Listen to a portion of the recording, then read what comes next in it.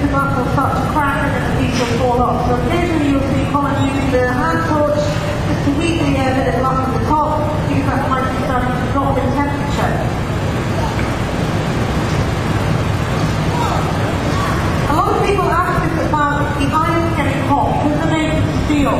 And you can see there it's got holes in the centre part of the iron she's using, and Colin can comfortably touch the centre of the pipe that he's carrying. It's really important that the centre of the iron is cool, because otherwise you wouldn't be able to control the glass, and you wouldn't be able to turn the iron while you're sitting at the bench. The heat doesn't come out of the glass, it's transferred up the steel. The heat tends to go into the steel by putting the iron inside the furnace, which is over 1,000 degrees, and putting the iron very close or inside that heat chamber, which is also over 1,000 degrees. So the bit of pipe between Colin's hand and the glass, that dark section of the iron, gets too hot to touch, and you would burn yourself. Touch that bit of steel. Otherwise, you should be able to comfortably touch the rest of the iron all the time that you're working.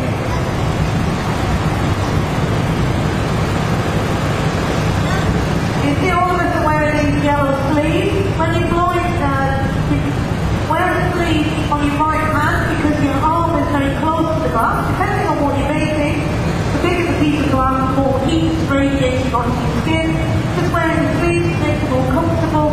Also, it allows you to keep your arm next to the glass for longer, which means that you're not wasting any time moving your arm, the glass is cooling down and you start to stiffen, become more difficult to work with.